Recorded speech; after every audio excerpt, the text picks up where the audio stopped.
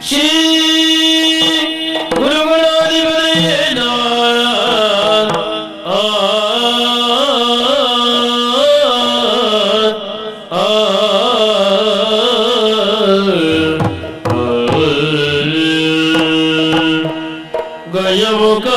ಗಯಮುಖನಿನ್ನ ಪಾದವನೆರೆ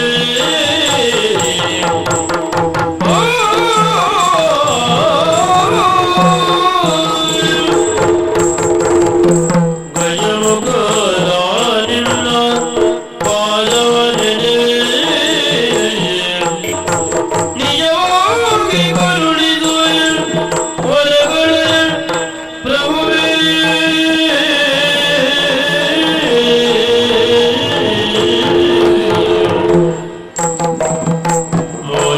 ಮೂಷಿಕವಾಹನ ಮೋದಕ ಹಸ್ತ ಪಾಶಾಂಕುಶ ಪರಮ ಪವಿತ್ರ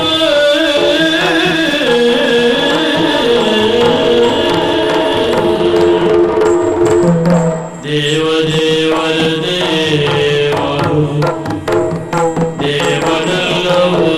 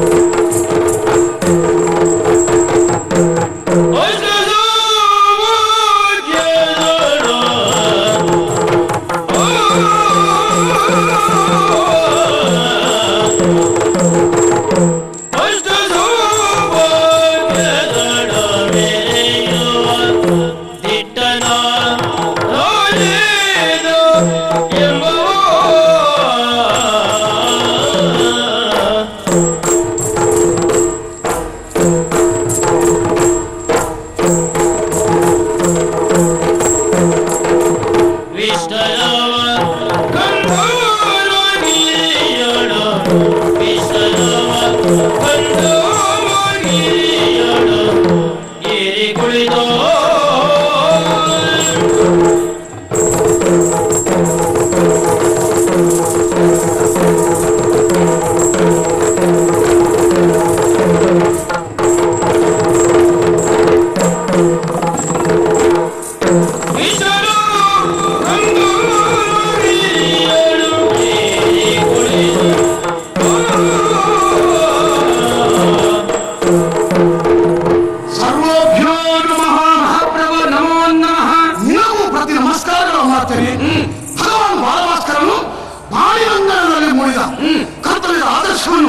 ನಿಯಮನಿಷ್ಠೆಯ ಪಾಠವನ್ನು ಜಗತ್ತಿಗೆ ಬೋಧಿಸುತ್ತಿದ್ದಾನೆ. ಈ ಉಷಾಕಾಲಕ್ಕೆ ಎದ್ದಂತಹ ನಾನು ನಿತ್ಯ ವಿಧಿಗಳನ್ನೆಲ್ಲ ಪೂರೈಸಿ ಓದ ಶಾಲೆಯನ್ನು ಪ್ರವೇಶ ಮಾಡಿದೆ ಕಣ. ಎಲ್ಲರೂ ಎದ್ದು ನಿಂತ ಮುಕ್ತಗಂಡಲಿಂದ ಉಘೆ ಉಘೆ ಗಂಧರ್ವಾಧಿಪ ರಾಜ ರಾಜೇಂದ್ರನಿಗೆ ಜಯವಾಗಲಿ ಎನ್ನುವ ಜಯಘೋಷವನ್ನು ಮಾಡ್ತಾ ಇದ್ದಾರೆ. ಇದನ್ನು ಕೇಳಿದಾಗ ಮಹಾದಾನಂದವಾಯಿತು. ಧನ್ಯತೆಯಿಂದ ಶಿರ ಬಾಗಿತು, ಹೆಮ್ಮೆಯಿಂದ ಹೃದಯ ಬೀಗಿತು. ಯಾಕೆ ಇದು ನಮ್ಮ ನಾಡು, ನಾನು ನಮ್ಮ ನಾಡು ಎನ್ನುವುದವರ ಎದೆ ಸುಡುಗಾಡು ಅಂತ ಹೇಳಿದ್ದಾರೆ. ಈ ಅಭಿಮಾನ ಎಲ್ಲರಿಗೂ ಬೇಕು. ಸಂಪತ್ತಿನ ತವರೂ ನಮ್ಮದು. ಅಷ್ಟ ಸೌಭಾಗ್ಯಗಳಿಂದ ತುಂಬಿ ತುಳುತ್ತಿರುವಂತಹ ಈ ನಾಡನ್ನು ನೋಡಿದಾಗ ಮಹಾದಾನಂದವಾಗ್ತಾ ಇದೆ. ಆಲೋಚನ ಅರಸೊತ್ತಿಗೆ ಸುಭದ್ರವಾಗಿ ಇದ್ದಲ್ಲಿ ಈ ಎಲ್ಲ ನೆಮ್ಮದಿಗಳನ್ನು ನೆಲೆಗೊಳ್ಳಲಿಕ್ಕೆ ಸಾಧ್ಯವಿದೆ. ಆ ಮಟ್ಟಿಗೆ ನಾನು ಸಂತೋಷ ಪಡ್ತಾರೆ ಸರಿ. ಆದ್ರೆ ಒಂದಿದೆ, ಇದ್ದದ್ದು ಸಾಕೆನ್ನುವ ಭಾವ ಅರಸರಲ್ಲಿ ಇರಕೂಡದು. ಇನ್ನೂ ಬೇಕು, ಮತ್ತೂ ಬೇಕು. ನಮ್ಮ ಕೀರ್ತಿ ನವೋಮಂಡಲದವರೆಗೆ ಪಸರಿಸಬೇಕು.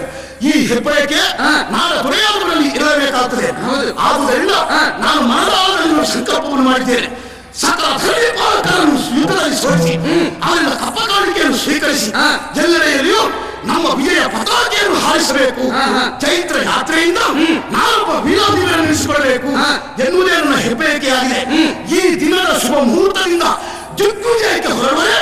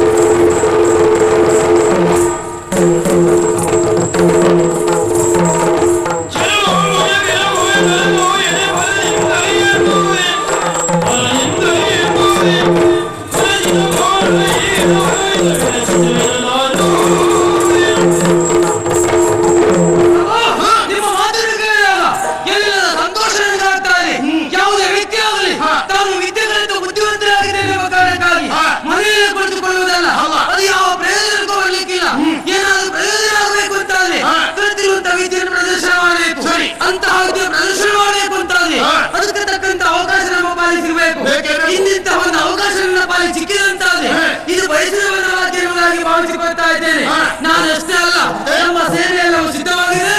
ಇದೇ ಒಳ್ಳೆಯ ಸಂದರ್ಭ. ಉತ್ತರದಿಂದ ದಕ್ಷಿಣಾಭಿಮುಖವಾಗಿ ಶರತಿಯಂತೆ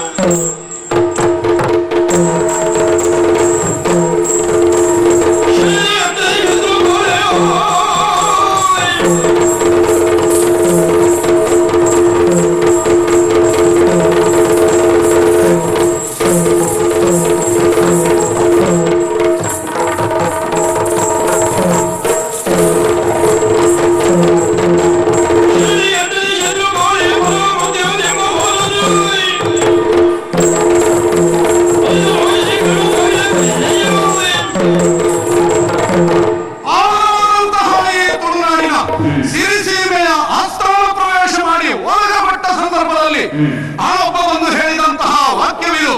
ಗಂಧರ್ವಗಿರಿಯ ದೊರೆಯಾದಂತಹ ರಾಜರಾಜೇಂದ್ರ ಭೂಪಾಲ ನಮ್ಮ ಪುರವನ್ನು ಅತಿಕ್ರಮಿಸಿ ಬರುತ್ತಾ ಇದ್ದಾನಂತೆ. ಅವರಿಗೆ ತಕ್ಕ ಶಾಸ್ತಿಯನ್ನು ಮಾಡಬೇಕಾಗಿದೆ. ಆ ಅರಿಗಳನ್ನು ಅಂತಕನ ಆದಾಯಕ್ಕೆ ಅಡ್ಡುವಂತಹ ಎಲ್ಲವರನ್ನು ಸೇರಿಕೊಂಡು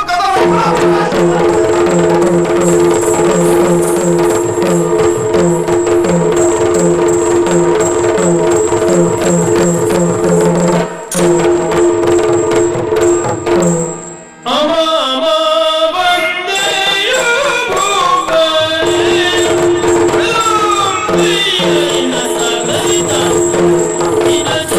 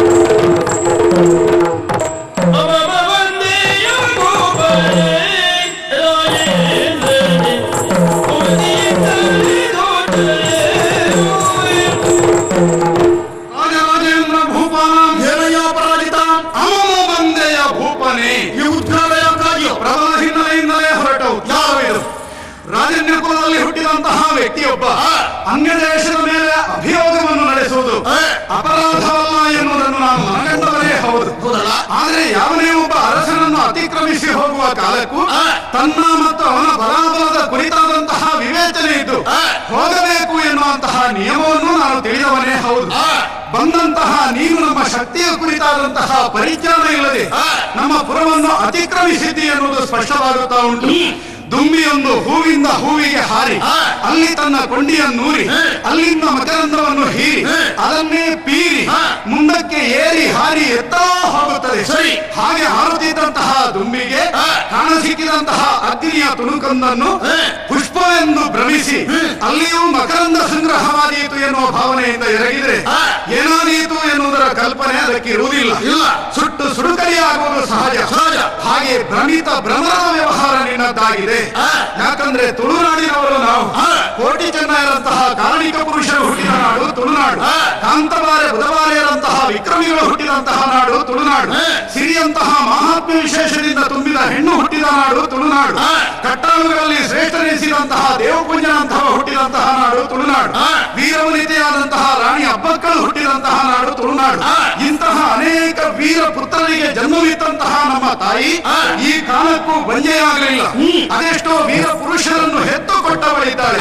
ಅಂತಹ ವೀರ ಪುಂಗವರೆಲ್ಲ ಯುದ್ಧ ವಿದ್ಯೆಯನ್ನು ಚೆನ್ನಾಗಿ ಅಭ್ಯಾಸ ಮಾಡಿ ಯುದ್ಧದ ಸನ್ನಿವೇಶವನ್ನು ಪ್ರತೀಕ್ಷಿಸುತ್ತಾ ಇದ್ದಾರೆ. ಈ ಕಾಲಕ್ಕೆ ಸರಿಯಾಗಿ ನೀನು ಬಂದದ್ದು ಭ್ರಮಿತ ಭ್ರಮರ ವ್ಯವಹಾರವಾಯಿತು.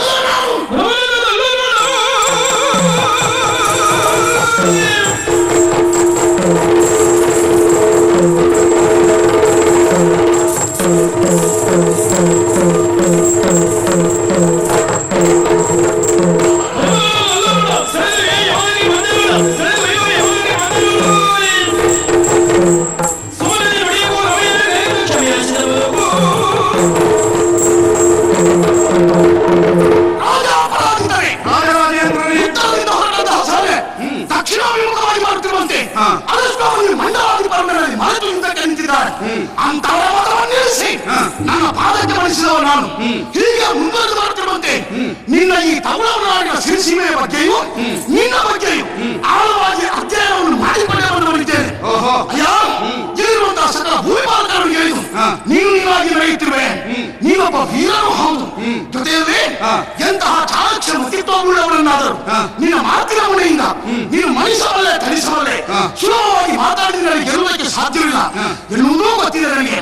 ಅಯ್ಯ, ಇದು ಇಂದು ನಾನು ಭ್ರಮಿತ ಭ್ರಮರಂತೆ ಬಂದಿರಲಿಲ್ಲ. ಮತ್ತೇನು ನೀನು ನಡೆಸಿದಂತೆ ನಾನು ಭ್ರಮರವೇ ಆಗಿದ್ರು ಇದು ಸ್ವಲ್ಪ ಚುರುಕಿದ್ದ ಭ್ರಮರ ಅಂತ ತಿಳ್ಕೊ. ಏನು ಚುರುಕು? ಬೆಂಕಿಯ ತುಳುಕನ್ನು ಕಂಡು ಅಲ್ಲಿರುವ ಸುಮಂಗಲಬೇಕೆಂಬುದಾಗಿ ಭಾವಿಸಿ ಅಲ್ಲಿಗೆ ಹೋದ್ರು ಒಂದು 4 ಸುತ್ತು ಬರುವುದು. ಸ್ವಲ್ಪ ಬಿಸಿ ತಾಗಿತ್ತ ಜಾಗ ಬರಿದು ಮಾಡುವುದೇ. ಹಾಗಿದ್ರೆ ಬಿಸಿ ತಾಗಿಸಿ ಓಡಿಸ್ತೇನೆ.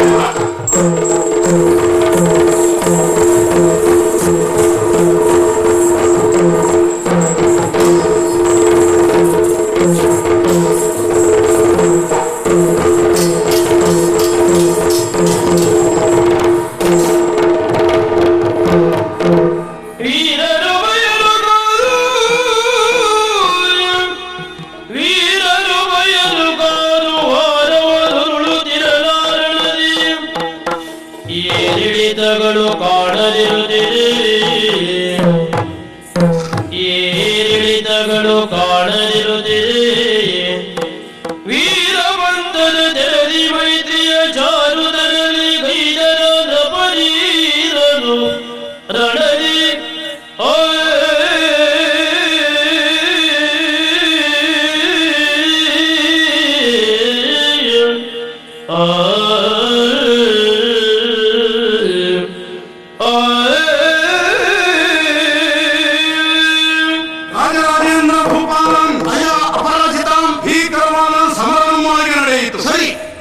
ಸೇನೆಯಲ್ಲೂ ಸಾವು ನೋವುಗಳು ಅನೇಕ ಸಂಭವಿಸಿದ್ದುಂಟು. ಇದು ಸಮರವಾದುದರಿಂದ ಆಶ್ಚರ್ಯ ಪಡುವ ಪ್ರಶ್ನೆ ಇಲ್ಲ. ಮರಣಶೀಲವಾದುದನ್ನೇ ಸಮರ ಎಂದು ಕೊಂಡಾಡುವುದು. ಆದರೆ ನಾಯಕ ಪ್ರತಿನಾಯಕರಾದಂತಹ ನಮ್ಮೊಳಗಿನ ಯುದ್ಧದಲ್ಲಿ ಯಾರು ಹೆಚ್ಚು ಯಾರು ಕಡಿಮೆ ಎನ್ನುವುದನ್ನು ಇತ್ಯರ್ಥಪಡಿಸಲಾರದಂತಹ ಸ್ಥಿತಿಯೊಂದು ನಿರ್ಮಾಣವಾಗಿಯೂ ಕೆಲ ದಿನದ ಯುದ್ಧ ಸರಿದು ಬಂತು. ಇಂತಹ ಸನ್ನಿವೇಶ ಸೃಷ್ಟಿಯಾದ ಹೊತ್ತಿಗೆ ಯುದ್ಧ ಭೂಮಿಯಲ್ಲಿದ್ದಂತಹ ಛಾತ್ರ ಕುಲೋತ್ಪನ್ನರು ಹೇಗೆ ವ್ಯವಹರಿಸಬೇಕು ಎನ್ನುವುದನ್ನು ರಾಜನೀತಿ ಎಂಬ ಸೂತ್ರ ರೂಪದಲ್ಲೇ ನಮ್ಮ ಹಿರಿಯರು ನಮಗೆ ತಿಳಿಸಿದವರಿದ್ದಾರೆ. ಸಂಧಿ, ವಿಗ್ರಹ, ಯಾನ, ಆಸನ, ದ್ವೈವೀಭಾವ, ಶಕ್ತಿಯ ಪ್ರಧಾನ 6 ಅಂಗಗಳಲ್ಲಿ ನಿನ್ನನ್ನು ನಾನು ಸಮಭಾವದಿಂದ ಆಶ್ರಯಿಸಿಕೊಳ್ಳುವುದು ಅಥವಾ ನನ್ನನ್ನು ನೀನು ಸಮಭಾವದಿಂದ ಆಶ್ರಯಿಸಿಕೊಳ್ಳುವುದು ಇದಕ್ಕೆ ಸಮಾಶ್ರಯವೆಂದೇ ಹೆಸರು. ಅದೇ ನಮಗೆ ಅನುಷ್ಠನೀಯ ಎನ್ನುವುದನ್ನು ನಾನು ತಿಳಿದಿದ್ದೇನೆ. ಅದಕ್ಕೆ ಬದ್ಧ ಸಿದ್ಧನಾಗುತ್ತೀಯೋ ಅಲ್ಲ ಯುದ್ಧವನ್ನೇ ಮುಂದುವರಿಸಿ ಕಾಲಹರಣ ಮಾಡುತ್ತೀಯೋ? ದುರಲ್ಲಿ ಜಯ ಅಪಜಯಗಳನ್ನು ಕಾಣದೇ ಇರುವಂತಹ ಹೊತ್ತಿನಲ್ಲಿ ಕೈಗಳನ್ನು ನಾವು ಕೆಳಗಿರಿಸಿದ್ದೇವೆ. ಒಮ್ಮೆ ಕೆಳಗಿರಿಸಿದ ಕತ್ತೆಯನ್ನು ಮತ್ತೆ ಮೇಲೆತ್ತುವಂತಿಲ್ಲ. ಯಥಾರ್ಥ ಹೇಳ್ತೇನೆ, ನಿನ್ನಲ್ಲಿ ದುರ ಮಾಡುತ್ತಿದ್ದಂತೆ ನನ್ನ ಮನಸ್ಸು ನಿನ್ನಲ್ಲಿ ಸ್ನೇಹ ಹಸ್ತವನ್ನು ಯಾಚಿಸುತ್ತಲಿತ್ತು. ಸಖ್ಯ ಬೆಳೆಸಬೇಕು ಯಾರಲ್ಲಿ? ಸಮಾನಶೀಲರಲ್ಲಿ. ನೀವು ನನಗೆ ಸರಿ ಸಮಾನತೆ ಉಳ್ಳವ ಎನ್ನುವ ಕಾರಣಕ್ಕಾಗಿ ಈ ದಿನದಿಂದ ಮೊದಲುಗೊಂಡು ನಾನು ನೀನು ಮಿತ್ರರಾಗಿ ಬಾಳಿ ಬದುಕಲಿಕ್ಕೆ ನಾನು ಸಿದ್ಧನಿದ್ದೇನೆ, ಬದ್ಧನಿದ್ದೇನೆ. ಹಾಗಿದ್ರೆ ಈ ಕ್ಷಣದಿಂದ ನೀನು ನಾನು ನಾವಿಬ್ಬರು ಆಪ್ತ ಮಿತ್ರರು. ಆಪ್ತಮಿತ್ರರು ಎಂಬ ಪದವನ್ನು ಪ್ರಯೋಗಿಸುವವರು ಅನೇಕರು ಇರ್ತಾರೆ. ಅದರ ನಿಜಾರ್ಥ ಏನು ಎನ್ನುವುದನ್ನು ತಿಳಿಯದೆಯೂ ಅದನ್ನು ಉಪಯೋಗಿಸುವವರು ಇರ್ತಾರೆ. ನಾನಂತೂ ಅದನ್ನು ತಿಳಿಯದೇ ಇರಬಾರದು. ಆಪ್ತ ಮಿತ್ರರಾದವರು ಯಾವಾಗಲೂ ಗೆಳೆಯನಿಗೆ ಬೇಕಾದುದನ್ನು ಕೊಡುವ ಗುಣವೂ ಅವರಲ್ಲಿ ಬೇಕು. ತನಗೆ ಬೇಕಾದುದನ್ನು ಗೆಳೆಯನಿಂದ ಪಡೆಯುತ್ತಲೂ ಇರಬೇಕು. ತನ್ನ ಬದುಕಿನ ರಹಸ್ಯಾತಿ ರಹಸ್ಯ ವಿಷಯವನ್ನು ಕೂಡ ಗೆಳೆಯನಿಗೆ ತಿಳಿಸುತ್ತಾ ಇರಬೇಕು. ತಾನು ಪ್ರಶ್ನಿಸಿ ಹಾಗೆ ತಿಳಿಯುತ್ತಾ ಇರಬೇಕು. ತನ್ನ ಮನೆಯವರನ್ನು ಕರೆದು ಉಣಬಡಿಸಬೇಕು. ತಾನವನ ಮನೆಯಲ್ಲಿ ಹೋಗಿ ಉಣಬೇಕು. ದದಾತಿ ಪ್ರತಿಗೃಹಣಾತಿ ಗುಹ್ಯಮಾಖ್ಯಾತಿ ಪ್ರಚ್ಛತಿ ಭುಂಕ್ತೆ ಭೋಜಯತೆ ಚೈವ ಷಡ್ವಿಧಂ ಮಿತ್ರ ಲಕ್ಷಣ. ಆದ್ರಿಂದ ಮೈತ್ರಿ ಬಂಧದ 6 ಲಕ್ಷಣಗಳನ್ನು ಪಾಲಿಸಬೇಕು ಎನ್ನುವಂತಹ ನೆನಪು ನನಗುಂಟು. ಆದ್ರೆ ಯಾವುದನ್ನು ಯಾರು ಎಲ್ಲಿಂದ ತೊಡಗುವುದು ಅಂತ ಈಗ ಹೊಡೆಯುತ್ತಿಲ್ಲ. ಎಲ್ಲಿಂದ ಊಟದಿಂದ ತೊಡಗುವ. ನಿಮ್ಮೂರಿಗೆ ನಾವು ಬಂದವ, ಇನ್ನು ನಿಮ್ಮ ಮನೆಗೆ ಅತಿಥಿಯಾಗಿ ನಾನು ಊಟಕ್ಕೆ ಬರ್ತೇನೆ. ವಾಡಿಕೆಯನ್ನು ಮಾತಿಲ್ವೇ? ಏನು? ಅನ್ನದಾನಕ್ಕಿಂತ ಇನ್ನು ದಾನಗಳಿಲ್ಲ. ಜೊತೆಯಲ್ಲಿ ಕೌರವ ನಾಡಿನ ಅಡುಗೆ ಎನ್ನುವಷ್ಟು ರುಚಿಯೆಂಬುದನ್ನು ನಾನು ಹೇಳೋದನ್ನು ಕೇಳಿದ್ದೇನೆ. ಅಯ್ಯ, ಇಂದು ನಿಮ್ಮ ಮನೆಗೆ ಬಂದು ಉಂಡು ನಮ್ಮ ಮೈತ್ರಿ ಬಂಧವನ್ನು ಊರ್ಜಿತಗೊಳಿಸಬೇಕೆಂದು ನನ್ನ ಆಸೆ. ಹಾಗಿದ್ರೆ ನೀನು ನಮ್ಮಲ್ಲಿಗೆ ಊಟಕ್ಕಾಗಿ ಬರುತ್ತೇನೆ. ಬಂದ ಅತಿಥಿಗಳನ್ನು ಅಭ್ಯಾಗತರನ್ನು ಗೌರವಿಸುವುದು, ಸ್ವಾಗತಿಸುವುದು, ಅವರಿಗೆ ಉಣಬಡಿಸುವುದು ಅಂತ ಹೇಳಿದ್ರೆ ನಮಗೆ ಬಹಳ ದೊಡ್ಡ ಹೆಮ್ಮೆಯ ವಿಷಯ ಅದು. ಯಾಕಂದ್ರೆ ತುಳುನಾಡಿನ ಸಂಸ್ಕೃತಿಯೇ ಹಾಗೆ. ಬಂದ ಅತಿಥಿಯನ್ನು ಕಡೆಗಣಿಸಕೂಡದು. ಅವನನ್ನು ಹಸಿದ ಸ್ಥಿತಿಯಲ್ಲಿ ಚಾವಡಿಯಲ್ಲಿ ಕುಳ್ಳಿರಿಸಿ ಒಳಗೆ ಹೋಗಿ ಹೆಂಡತಿ ಮಕ್ಕಳೊಂದಿಗೆ ಊಟ ಮಾಡುವವ ಗೃಹಸ್ಥನಾಗಿರುವುದಿಲ್ಲ. ಅಂದ್ರೆ ಆ ಮನೆಯಲ್ಲಿ ಹೆಚ್ಚು ಸಮಯ ಬಾಳುವುದಿಲ್ಲ. ಮಾತ್ರವಲ್ಲ, ಬಂದವರ ಪಾಪವನ್ನು ಉಳಿಸಿಕೊಂಡ ಅಂತ ಲೆಕ್ಕ. ಜೊತೆಯಲ್ಲಿ ಇವನಲ್ಲಿದ್ದ ಪುಣ್ಯವನ್ನು ಅವನಿಗೆ ಕಟ್ಟಿಕೊಟ್ಟ ಅಂತಲೂ ನಿರ್ಧರಿಸುವುದಕ್ಕೆ ಬರ್ತದೆ. ಆದ್ರಿಂದ ಅದು ಗೃಹಸ್ಥನ ಲಕ್ಷಣವೂ ಅಲ್ಲ, ಗೃಹಿಣಿಯ ಲಕ್ಷಣವೂ ಅಲ್ಲ. ನಮಗೆ ಉಣಬಡಿಸುವುದು, ಉಪಚರಿಸುವುದು ಅಂದ್ರೆ ಹೆಮ್ಮೆ. ತಡ ಮಾಡದೆ ನಿನ್ನ ಪರಿವಾರದೊಂದಿಗೆ ಹೋಗೋಣ.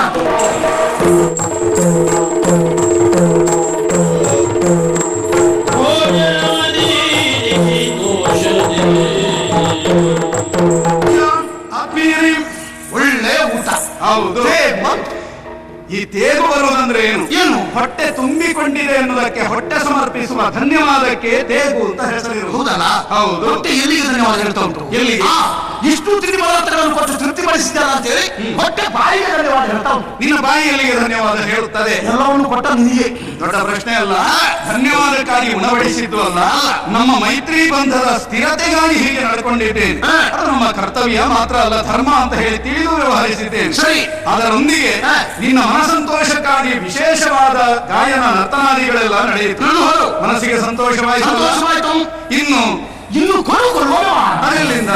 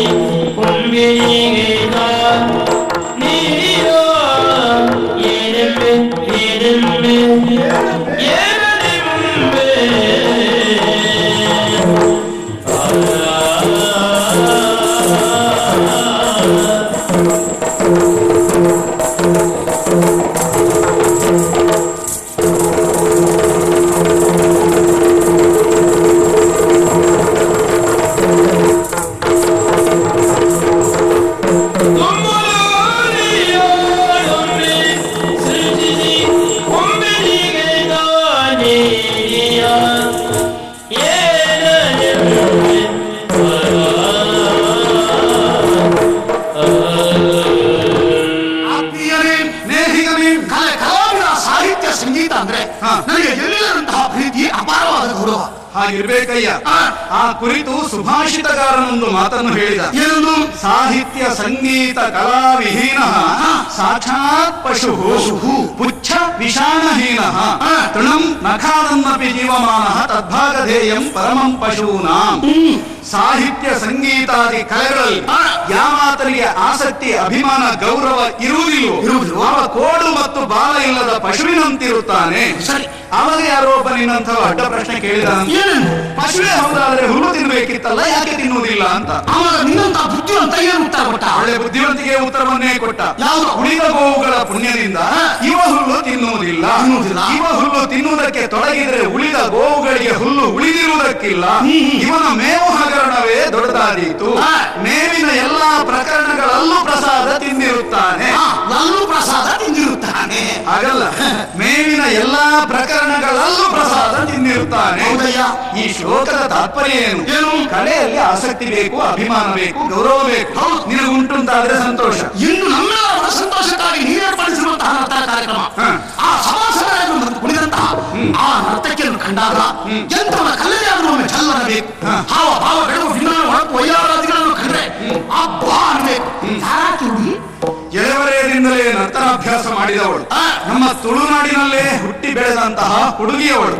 ಇತ್ತೀಚೆಗಷ್ಟೇ ರಂಗ ಪ್ರವೇಶ ಮಾಡಿದ್ದಷ್ಟೇ ಅಲ್ಲ, ನಮ್ಮ ಈ ಪುರದ ಅಂದ್ರೆ ಸಿರಿ ಸೀಮೆಯ ಆಸ್ಥಾನ ನರ್ತಕಿಯಾಗಿದ್ದಾಳೆ. ಅವಳ ಹೆಸರೇ ನಾಗವಲ್ಲಿ. ನರ್ತಕಿ ನಾಗವಲ್ಲಿ. ಹೌದು ಆತ್ಮೀಯನೇ, ವ್ಯವಹಾರ. ಹೌದು, ನಿಮ್ಮ ಆಸ್ಥಾನ ನರ್ತಕಿಯಾದಂತಹ ಆ ನಾಗವಲ್ಲಿಯನ್ನೇ ನನಗೆ ನೀನು ಕೊಡುವೆಯಾ? ಅಷ್ಟೇ. ಇಬ್ಬರು ಅರಸರೊಳಗೆ ಹೋರಾಟವಾಗಿ ಸೋತವ ಗೆದ್ದವನಿಗೆ ಕಪ್ಪ ಕಾಣಿಕೆ ಇತ್ಯಾದಿಗಳನ್ನು ಕೊಡುವಂತಹ ರೂಢಿ ಉಂಟು. ಆದ್ರೆ ನೀನು ನಾನು ಸಹೋದರರು. ಇಲ್ಲಿ ಕೊಡುವುದಕ್ಕೆ ಕಪ್ಪ ಕಾಣಿಕೆ ಅಂತ ಹೆಸರಿಲ್ಲವಲ್ಲ. ಇದ್ದರೆ ಉಡುಗೊರೆ ಇರಬೇಕು. ಆ ಅನರ್ಘ್ಯ ಕನ್ಯಾ ರತ್ನ ಎನಿಸಿದಂತಹ ನಾಗವಲ್ಲಿಯನ್ನೇ ನಿನಗೆ ಒಪ್ಪಿಸುವುದಕ್ಕೆ ಸಿದ್ಧನಿದ್ದೇನೆ. ಜೊತೆಯೊಂದು ಭಿನ್ನ ಏನು? ನಿಮ್ಮೊಳಗೆ ಒಂದು ಉಂಡು ಆಯ್ತು, ಕೊಂಡು ಆಯ್ತು. ಇಂಥ ತಲೆಯಲ್ಲಿ ನಾನು ಕೊಡಬೇಕು.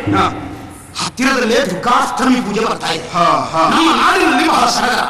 ಆ ದುರ್ಗಾಷ್ಟಮಿಯನ್ನು ಒಲೆಯನ್ನು ಕಳಿಸ್ತೇನೆ, ತಪ್ಪದೆ ನಮ್ಮ ಊರಿಗೆ ಬರಲಿ.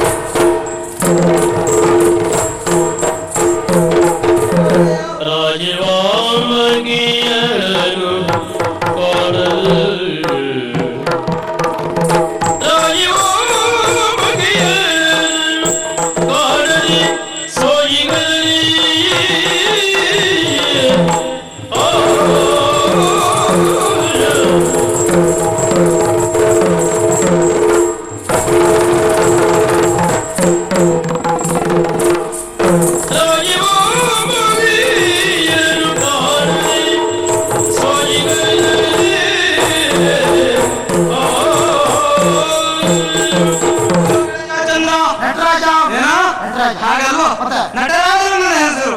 ಈ ಹೆಸರು ಯಾರಿಗಿರುವುದು ಗೊತ್ತಾ? ಪ್ರಭು ಪರಮೇಶ್ವರನಿಗೆ ನಟರಾಜ ನಟಶೇಖರನ ಹೆಸರಿದೆ. ನಿನ್ನ ಪಕ್ಕದ ಮನೆ ಶೇಖರನ ಹೆಸರು ಹೇಳಿ ಕೊಟ್ಟಿದ್ರೆ ನಾನು ಪರಶಿವನಿಗೆ ಅಂತ ಹೆಸರಿದೆಯಂತೆ. ಆ ಹೆಸರನ್ನ ನನ್ನ ಹಿರಿಯರು ನನಗೆ ಹೆಸರು. ಹೆಸರಿನಿಂದ ಏನು ಪ್ರಯೋಜನ? ಹೆಸರು ಹಾಕಿದ್ರೆ ಹೆಸರು ನಿನ್ ಬೆಳೆ ಬೆಳೆ ಕೊಡ್ತಾಗ ನಾನು ಹೇಳಿಕೊಟ್ಟದಲ್ಲ. ಹಿರಿಯರು ಇಟ್ಟಿರುವಂತ ಹೆಸರನ್ನು ನಾವು ಸಾರ್ಥಕಪಡಿಸಿಕೊಳ್ಳಬೇಕು ಎಂಬ ನೆಲೆಯಲ್ಲಿ ಹೇಳುತ್ತಾ ಇರುವುದು. ನನಗೂ ಹಾಗೆ ಏನು ಚಂದ್ರ ಅಂತ ಹೆಸರು ಇಟ್ಟಿದ್ದಾರೆ, ಯಾಕೆ ಇಟ್ಟಿದ್ದಾರೆ ಇನ್ನೂ ತರ ಹೋಗಿ. ನೀವು ಮಾತ್ರ ಸಮಸ್ಯೆ ಅಲ್ಲ. ಇಷ್ಟು ವರ್ಷ ನಮ್ಮ ಜೊತೆ ಇದ್ದೀಯಾ? ಪುಣ್ಯಾತ್ಮ ಚಂದ್ರನ ಒಂದು ಕಳೆಯಾದ್ರೂ ನಿನ್ನ ಮುಖದಲ್ಲಿ ಉಂಟಾ? ನೀವು ಹೊಟ್ಟೆ ಮಾತಾಡೋದು ವಿಷಯ ಸುಳ್ಳ? ಚಂದ್ರನ ಕಳೆ ಇಲ್ವಾ? ಇಲ್ಲ. ಯಾವ ಚಂದ್ರ? ನೀನ್ ದೊಡ್ಡ ಗ್ರಾಮೀಣ ಚಂದ್ರ ಮುಖದಲ್ಲಿ ಕಳೆಯುವುದು ಹೇಗೆ? ಅಲ್ವಲ್ಲ, ನಾನು ಅಮಾವಾಸ್ಯ ಚಂದ್ರ. ಇಂತಲ್ಲ ಅಮಾವಾಸ್ಯ ಚಂದ್ರ ಕಾಣ್ತಾ ಇದೀರಾ? ಅಲ್ಲ, ಯಾಕೆ ಮಾತ್ರ ಗೊತ್ತಾಯ್ತೆ? ಈ ಪ್ರಪಂಚದಲ್ಲಿ ಹಾಗೆ ಹೆಸರಿದ್ದ ಹಾಗೆ ವ್ಯಕ್ತಿ ಇರುವುದಿಲ್ಲ, ವ್ಯಕ್ತಿ ಇದ್ದ ಹಾಗೆ ಹೆಸರು ಇರುವುದಿಲ್ಲ. ಆ ರೀತಿ ಬದಲಾವಣೆ ನಮ್ಮ ರಾಘವಂತ ಕಾರಣಕ್ಕಾಗಿ ಶಾಸ್ತ್ರೋಕ್ತವಾಗಿ ನಾಟ್ಯಾಭ್ಯಾಸವನ್ನು ನಾವು ಮಾಡಿದವ. ಅಭ್ಯಾಸ ಮಾಡಿ ಸಾಕಿ ಹೇಳು. ಪ್ರಯೋಗ ಕಳಿಸಬೇಕು. ಪ್ರಯೋಗ ಕಳಿಸಬೇಕು ಅಂತ ಅವಕಾಶ ಸಿಗಬೇಕು. ನನ್ನ ಮನಸ್ಸಿನ ಒಂದು ಕೊರಗಿದ್ದದ ಗೆಳೆಯ, ಇದುವರೆಗೆ ನಾಟ್ಯಾಭ್ಯಾಸ ಮಾಡಿದ್ರು ಪ್ರದರ್ಶಿಸುವುದಕ್ಕೂ ಪ್ರಯೋಗಿಸುವುದಕ್ಕೆ ಅವಕಾಶ ಸಿಗಲಿಲ್ಲ ಎಂದು. ಇದರಿಂದ ನಾನು ತಿಳಿದುಕೊಂಡ ಸತ್ಯ ಗೊತ್ತಾ? ಸರಿಯಾದ ಪ್ರತಿಭೆ ಪ್ರಕಾಶಿಸುವುದಕ್ಕೆ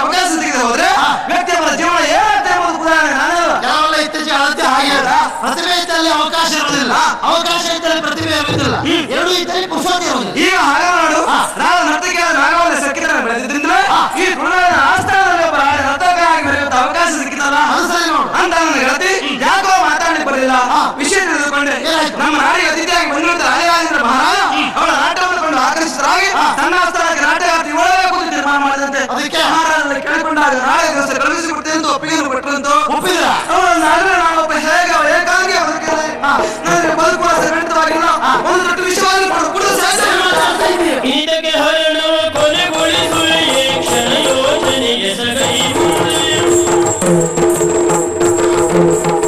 ಇದಕ್ಕೆ ಹರಣವ ಕೊನೆಗೊಳಿಸುವ ಈ ಕ್ಷಣ ಯೋಜನೆಗೆ ಸಗೈ ಮುಂದೆ ಕ್ಷಣ ಯೋಜನೆಗೆ ಸಗೈ ಮುಂದೆ ಎನಿತಾದರೂ ಎಸಗುದಲಾರಿನ ಎನಿತಾದರೂ ಎಸಗುದಲಾರಿನ ಒಲಿದೆಯ ಜನೆಗೋಡಿ ಬೆಳೆಲ್ಲ ಒಲಿದೆಯ ಜನೆಗೋಡಿ ಬೆಳೆಲ್ಲ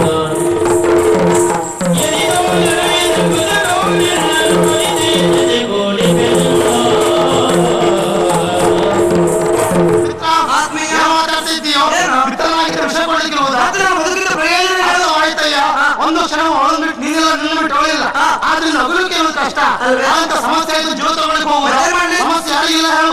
ಪ್ರತಿಯೊಬ್ಬ ಮನುಷ್ಯರು ಸಮಸ್ಯೆ ಇರುತ್ತೆ, ಒಂದು ಸಮಸ್ಯೆ ಆಗ್ತದೆ. ಪುಣ್ಯಾತ್ಮ ಇಡೀ ಭಾಷೆ ಗೊತ್ತಾ ಸಮಸ್ಯೆ ಉಂಟು ಅಂತ ಹೇಳಿಲ್ಲ, ಪ್ರಕರಣ ಇದಕ್ಕೂ ಪ್ರೀತಿ ವಿಷಯ ಮಾತ್ರ ನಾನೇ ಮಾಡಲು ಆಲೋಚನೆ ಮಾಡು. ಈಗ ಹೋಗಬೇಕು, ಯಾಕೆ ಮಹಾರಾಜ ರಾಜ್ಯ ಆಗಿದೆ, ಮಿರು ಆಗಿಲ್ಲ, ಆದ್ರಿಂದ ಅವ್ರು ಹೋಗ್ಲಿ, ಅವ್ರು ಇದ್ದಲ್ಲಿ ನನ್ನ ಸೇರಿಸುವ ವ್ಯವಸ್ಥೆ ಮಾಡ್ತೇವೆ. ಅಷ್ಟೊಂದು ಮಾಡು, ಜೊತೆಲಿ ಹೇಗೆ ಅಂತ ಹೇಳು. ಅದು ಹೇಳುವುದಿಲ್ಲ, ಮಾಡುವ ರೂಢಿ ಅದವ. ನಿನ್ನ ತನ ಸಂಪೂರ್ಣ ಹಾಳಾಗಿದೆ. ಹಾಗಲ್ಲ, ಆಡದೆ ಮಾಡುವವರು ರೂಢಿ ಉತ್ತಮ. ನೀನು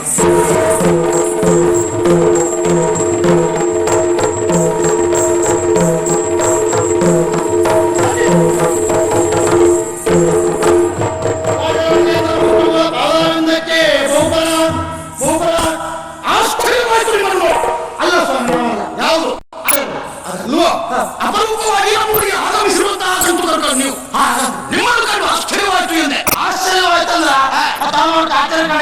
ಅದೇ ಅವನು ಇರ್ಲಿ. ಯಾವ ಊರು ನಿಮ್ಮದು? ನಿಮ್ಮ ಕಟ್ಟಿದ ಮನೆಯಲ್ಲಿ ಏನು ಉದ್ಯೋಗ? ಯಾಕಾಗಿ ಬಂದಿರಿ? ಮಹಾರಾಜರ ಊರ ಕೇಳಿದ್ರಲ್ಲ, ಅದೇ ತಲೆ ವಿಷಯ ಆಗ್ತಾ ಉಂಟು. ಯಾಕೆ ಈ ಊರು ಅಂತ ಹೇಳೋಣವೇ? ಈ ಊರಿನವ್ರು ಇವಲ್ಲ ಖಂಡಿತಾರೆ. ಯಾಕಂತ ಹೇಳಿ ಇವತ್ತೊಂದು ಮಾತ್ರ ನಾವು ಇರ್ತೇವೆ, ನಾಳೆ ಇಲ್ಲಿ ಇರುವುದಿಲ್ಲ.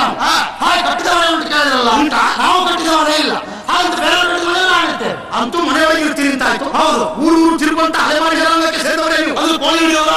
ಅದೇ ಹೌದು, ನಾವಲ್ಲ ಸ್ವಾಮಿ. ಮತ್ತೆ ನಾವು ಬಡ ಕಲಾವಿದರು. ಮುಚ್ಚಾಯ್ ಕಲಾವಿದರು ಬಡವರು ಅಂತ ಹೇಳಿದ್ಯಾರು? ಮತ್ತೆ ಕಲಾವಿದರು ಯಾವತ್ತು ಶ್ರೀಮಂತರೇ ಸರಿ. ಕಲಾವಿದರು ಶ್ರೀಮಂತರೇ ಸರಿ, ಖರ್ಚುವಂತ ಪಾತ್ರ ಹಾಗಲ್ವೋ. ತಾನೊಬ್ಬ ಕಲಾವಿದರಾಗಬೇಕು ಅಂತ ಹಂಬಲಿಸುವವರು ಎಷ್ಟು ಮಂದಿ ಎಣಿಸಿದವರೆಲ್ಲ ಕಲಾವಿದರಾದ್ರೆ ಮೇಳ ಉಂಟೆ. ವೇದಿಕೆ ಇದೆ, ಕಲೆಯನ್ನು ಒಲಿದು ಬರಬೇಕು. ಯಾಕಂದ್ರೆ ಕಲಾವಿದರನ್ನು ನಾನು ಅತಿಯಾಗಿ ಪ್ರೀತಿಸುವ. ಹೌದಾ? ಆದ್ದರಿಂದ ನೀವು ಶ್ರೀಮಂತರೇ ಸರಿ. ಹೌದಾ? ನೀವು ಯಾವ ವರ್ಗದ ಕಲಾವಿದ? ಅದಕ್ಕೆ ಅವನು ನಾಟ್ಯಾಚಾರ್ಯ, ನಾಟ್ಯ ಗುರು ನೋಡಿದ್ರೆ ಹೇಳ್ತಾರೆ. ಹೌದು, ನೀನು ಪ್ರಚಾರದ ಅಷ್ಟೇ ಹಾಡುವವನು ಹಾಡ್ತೀಯ. ಹೌದು, ಯಾವುದೆಲ್ಲ ಬರ್ತದೋ ಅದೊಂದು ವಿಷಯ ಬೇಡ. ಅವನನ್ನು ಬಳಸುವ ರಾಗವ ಯಾವುದು, ಇಟ್ಟುಕೊಳ್ಳುವ ಶ್ರುತಿ ಎಷ್ಟು, ಅದೆಲ್ಲ ದಯವಿಟ್ಟು ಕೇಳಲಿಕ್ಕೆ ಹೋಗಿ. ಹಾಡ್ಲಿಕ್ಕೆ ಶುರು ಮಾಡಿದ್ರೆ ಒಂದು 8 ತಾರೀಕು ಒಟ್ಟಿ ಬಂದ್ರು ಅಂತೂ ಸರಾಗ ಅಂತ ಸ್ವಾಮಿ. ಇಲ್ಲೇ ನೋಡ್ರಿ, ಹಾಗೆ ಬರಬರ್ತೀನಿ ವಿಷಯ ಕೇಳಿದ್ದು. ನೀವು ಆಶ್ರಯ ಕೊಡ್ತೀರಿ ಅಂತ ಗೊತ್ತಾಯ್ತು. ನಮ್ಮೊಂದು ಆಶ್ರಯ ಕೊಡ್ತೀರಾ?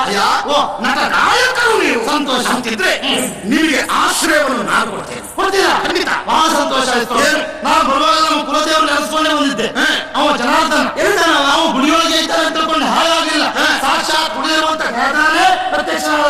ಓ ಜನಾರ್ದನ, ಅವನನ್ನು ನಂಬಿಕೋ, ನಿನ್ನ ಇಷ್ಟಾರ್ಥ ಸಿದ್ಧಿಸ್ತಾರೆ. ಜನಾರ್ದನ ಕೈ ಬಿಡುವುದಿಲ್ಲ. ಕೈ ಬಿಡುವುದಿಲ್ಲ ಕೇಳು. ಒಂದು ನಾಟ್ಯ ಶಾಲೆಯನ್ನೇ ತೆರೆಯೋಣ. ಯಾಕೆ ನಮ್ಮಲ್ಲಿ ಕೆಲವರೆಲ್ಲ ನರ್ತನಾಭ್ಯಾಸ ಆಗ್ಬೇಕು ಅಂತ ಹೇಳ್ತಿದ್ರು. ಈಗ ಒಂದು ಉದ್ಯೋಗ ಆಯ್ತು, ಅವರಿಗೊಂದು ವ್ಯವಸ್ಥೆ ಮತ್ತೆ ಹಾಡ್ಲಿಕ್ಕೆ ಅಭ್ಯಾಸ ಮಾಡೋದಿದ್ರೆ ನನ್ನ ಹತ್ರ ಕಳಿಸ್ಕೊಳ್ಳಿ. ಯಾವಾಗ? ನಾಳೆ ಇವತ್ತು ಇರ್ಲಿ ಸ್ವಾಮಿ. ಇನ್ನೇನು ಎಲ್ಲ ನೋಡಿಲ್ಲ ಅವನಿಗೆ ಹಾಗೆಲ್ಲ ವ್ಯವಸ್ಥೆ ಒಳ್ಳೆದಾಗಬೇಕು. ಅರಮನೆ ಹಿಂಭಾಗ ಒಂದು ಕೋಣೆ ಕೊಟ್ರೆ ಅನುಕೂಲ ಆಗ್ತಿತ್ತು. ನಮ್ಮಲ್ಲಿ ಕಲಾವಿದರಿಗೆಲ್ಲ ವ್ಯವಸ್ಥೆ ಅರಮನೆ ಹಿಂಭಾಗದಲ್ಲಿ. ಅದೇನು ನೋಡುದು, ಕಲಾವಿದರಿಗೆ ಒಂದು ದಿವಸ ಮುಂದಿಲ್ಲಲ್ಲ, 3 ದಿವಸ ಹಿಂದೆ. ಮತ್ತೆ ಎದುರುಗಡೆ ಯಾವ್ದು ಕೇಳಿದ್ರೆ ನೀವು ಏನ್ ಬೇಕು, ಎಷ್ಟು ಬೇಕು, ಇಲ್ಲಿ ಕೊಡುವುದಿಲ್ಲ, ಹಿಂದೆ ಕೊಡ್ತಾರೆ. ಹೋಗಿ ಕೇಳಿದ್ರೆ ಅಲ್ಲಿದ್ದ ನಮ್ಮಲ್ಲಿ ಕೇಳ್ತಾರೆ. ಒಂದಿದ್ರು ಕೂಡ ಏನಂತಾರೆ, ಇರ್ಲಿ ಬೇಕಾದ ಕೇಳಿ, ನೀವು ಇಲ್ಲಿ ಉಳಿದುಕೊಳ್ಳಿ, ವ್ಯವಸ್ಥೆ ಮಾಡಲಾಗಿದೆ.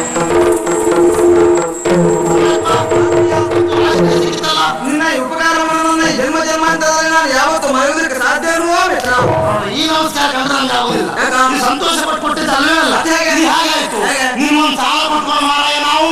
ಸತ್ಯ ಹೇಳು, ನಿನಗೆ ಯಾರಾದ್ರೂ ಹೀಗೆ ಹೇಳಿದ್ದಾರೆ ಹಿಂದೆ? ಯಾರಿಗೆ ಹೇಳಿದಂತ ವಿಷಯ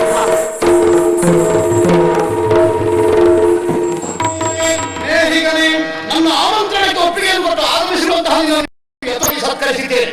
ಅಯ್ಯ, ಇಂದು ವಿಶೇಷವಾದಂತಹ ನರ್ತನ ಕಾರ್ಯಕ್ರಮ. ಸರಿ, ನಿಮ್ಮಲ್ಲಿಂದ ಅಂದು ನಾನು ಕರೆತಂದಂತಹ ನರ್ತಕಿ ನಾಗವಲ್ಲಿ ಏನು ಬೆಳೆದಿದ್ದಾಳೆ ಗೊತ್ತಾ? ಈಗ ದೇಹದಲ್ಲೂ ನರ್ತನದ ವಿಭಾಗದಲ್ಲೂ ಎರಡು ವಿಭಾಗದಲ್ಲೂ ಇದ್ದಾರೆ. ದೇಹದಲ್ಲಿ ಹೆಣ್ಮಕ್ಕಳು ಬೆಳೆಯುವುದು ಆಶ್ಚರ್ಯ ಅಲ್ಲ. ಅಲ್ಲ, ಬಾಳೆಯ ಹಾಗೆ ಅಂತ ಮಾತುಂಟು. ಸರಿ, ನರ್ತನದಲ್ಲಿ ಬೆಳೆದಿದ್ದಾಳೆ ಅಂತ ಆದ್ರೆ ತುಂಬಾ ಸಾಧನೆ ಮಾಡಿರ್ಬೇಕು. ಅಯ್ಯ, ಶಂಕರನೇ ದಯವಿಟ್ಟು ಸ್ತ್ರೀ ರೂಪವನ್ನು ನರ್ತಿಸ್ತಾರೆ. ಹಾಗಿದ್ರೆ ನಿನ್ನ ಶಂಕರನ ಸ್ತ್ರೀ ವೇಷದಲ್ಲಿ ನೋಡುವ ಎಲ್ಲವೂ ಸಿದ್ಧವಾಗಿದೆ.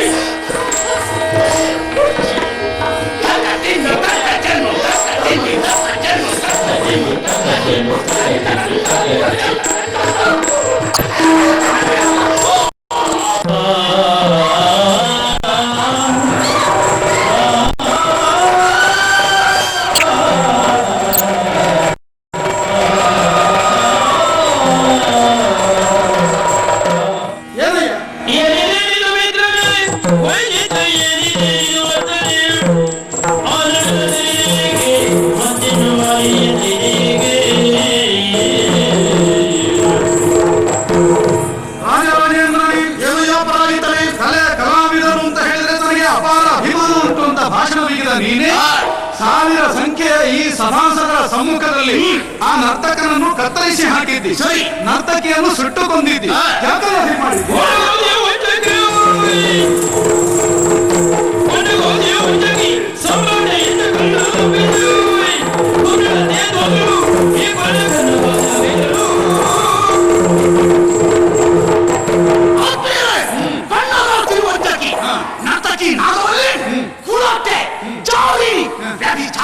ಆಧಾರವೇ ಈ ಮಾತಿಗೆ? ಕೆಲವು ಸಮಯಗಳ ಹಿಂದೆ ಈ ನಟರಾಜನಲ್ಲಿ ಅನಾಥರಾಜ್ ಬಂದ ಆಶ್ರಯವನ್ನು ಕೇಳಿದ.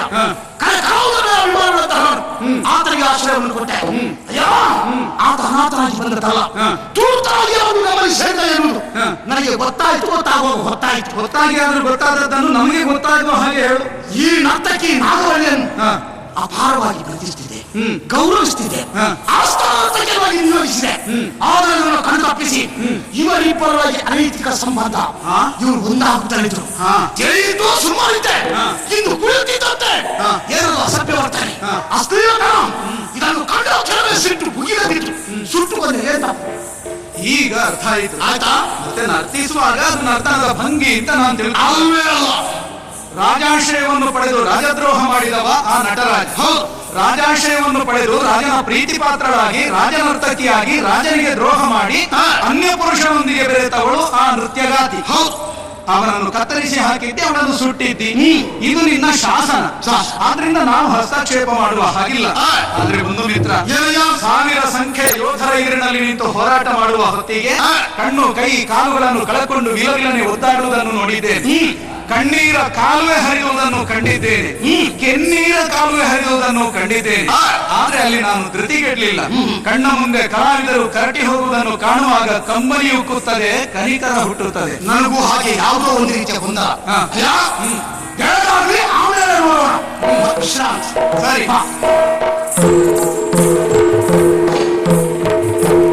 ಇಂದು ಪಾದಕ ಬೆಸಗಿ ಗೋವಿಪ ಭ್ರಾಂತರಂಗಿ ಮಲಗಿ ನಿದ್ರಿಸೆ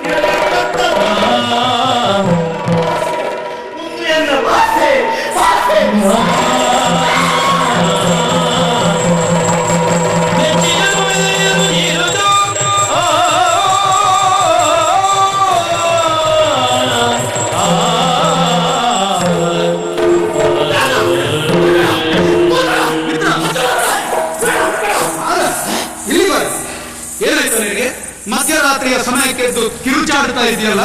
ನಾಗವಲ್ಲಿ ಕೈಯಲ್ಲಿ ಬೆಂಕಿ, ಆಕೃತಿ.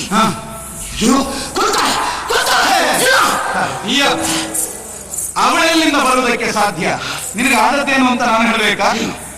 ನಮ್ಮ ಬದುಕಿನಲ್ಲಿ ಮನಸ್ಸಿನ ಪುಟದಲ್ಲಿ ಹಾದು ಹೋದ ಅನೇಕ ಘಟನೆಗಳೆಲ್ಲ ಸುಪ್ತ ಮನಸ್ಸಿನ ಮೇಲೆ ಬಲವಾಗಿ ಬೇರು ಬಿಟ್ಟು ನಿಂತಿರುತ್ತವೆ. ಅದು ಮತ್ತೊಮ್ಮೆ ಪ್ರಚಲಿತ ಮನಸ್ಸಿನತ್ತ ಬರುವುದಕ್ಕೆ ಸ್ವಪ್ನ ಅಂತ ಹೆಸರಿರುವುದು. ಈಗ ನಿನಗಾದದ್ದು ಅಷ್ಟೇ. ನಾಗವಲ್ಲಿಯನ್ನು ಸುಟ್ಟ ಪ್ರಕರಣ ಬಲವಾಗಿ ನಿನ್ನ ಮನಸ್ಸಿನಲ್ಲಿ ಬೇರು ಬಿಟ್ಟು ನಿಂತದ್ದು, ಮತ್ತೊಮ್ಮೆ ಅದು ಈ ಪ್ರಚಲಿತ ಮನಸ್ಸಿನ ಹತ್ರ ಅಂತ ಅಷ್ಟೇ ನಿನ್ಗೆ ಸ್ವಪ್ನವಿದ್ದದ್ದು. ಮತ್ತೆ ಸತ್ತವರೆಲ್ಲ ಎದ್ದು ಬರ್ತಾರೆ. ಒಂದು ಮಾತು ಕೇಳಿಲ್ಲ, ಭಸ್ಮೀಭೂತಸ್ಯ ದೇಹಸ್ಯ ಪುನರಾಗಮನಂ ಕುತಃ. ದೇಹ ಭಸ್ಮ ಆಗಿ ಹೋದ ಮೇಲೆ ಮತ್ತೆ ಮರಳಿ ಬರ್ತದೆ.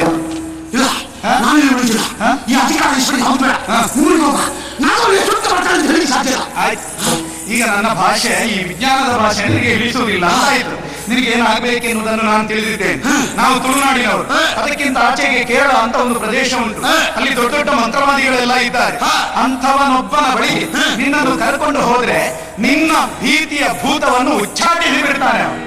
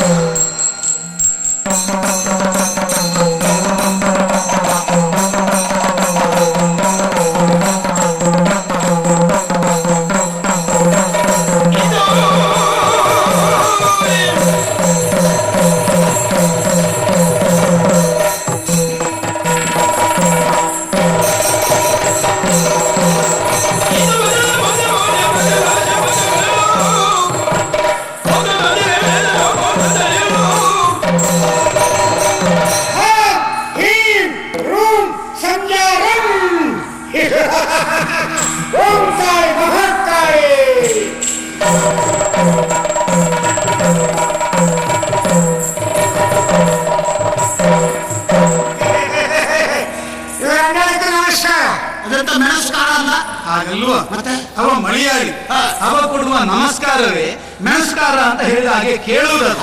ಮಳಿಯಾಳಿಯೊಬ್ಬ ಎಂಥದ್ದು ಅಂತ ಹೇಳುದಿದ್ರೆ ಎಂದದು ಅದು ಮಳಿಯಾಳರ ಶೈಲಿ. ಅದು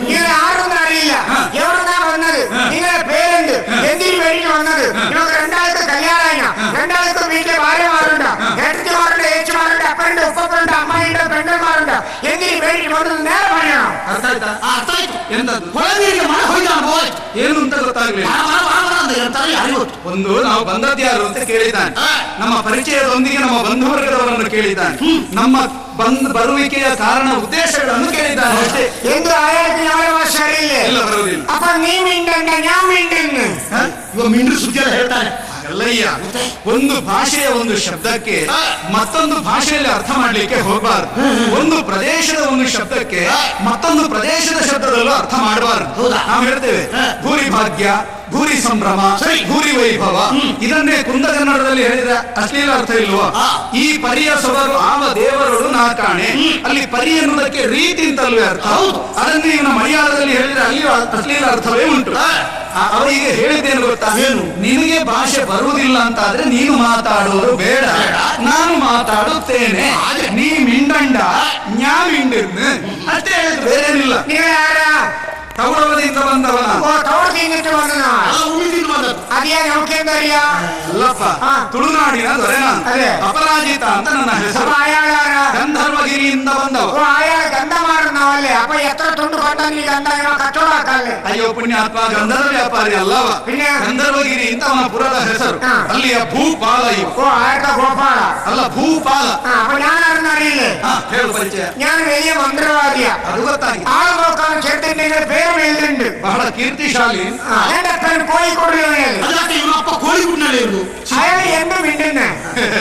ಹಾಗಲ್ಲ, ಕೋಯಿಕೋಡು ಅಂತ ಕೇರಳದಲ್ಲಿ ಒಂದು ಸ್ಥಳದ ಹೆಸರು.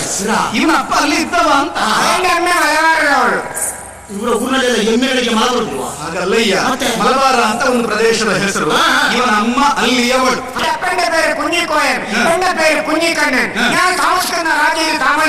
ಇದು ತಾಮಶೇರಿ ಅಂತ ತಿಳಿದೇ ಬಂದದ್ದು.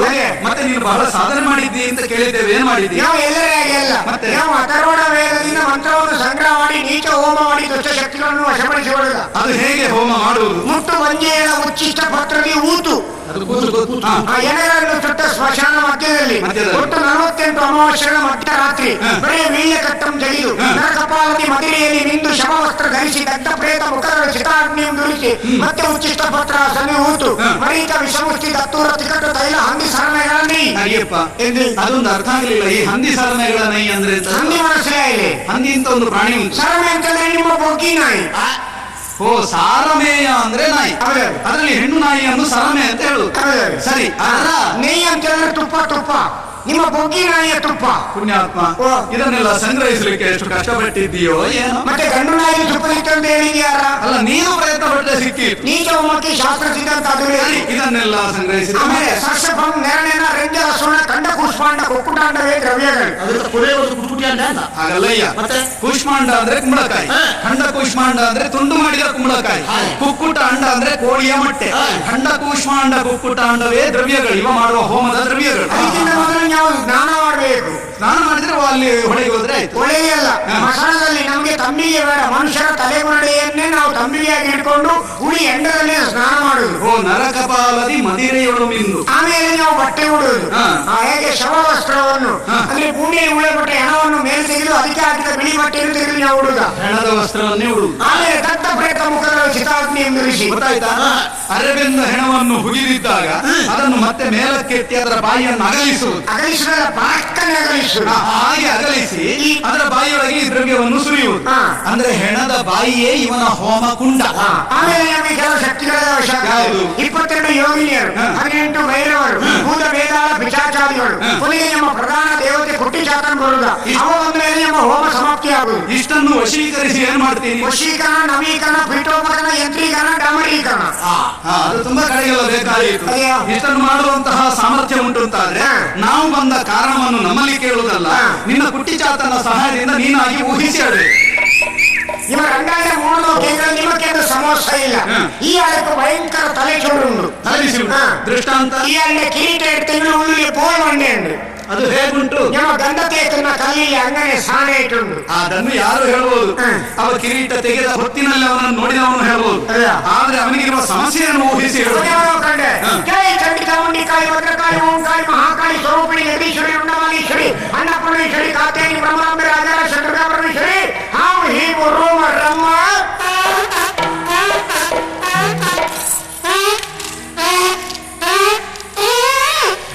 ಗಟ್ಟಿ ಆಯ್ತಾ? ಗಟ್ಟಿಯಾದ ವಿಷಯವನ್ನೇ ಹೇಳು.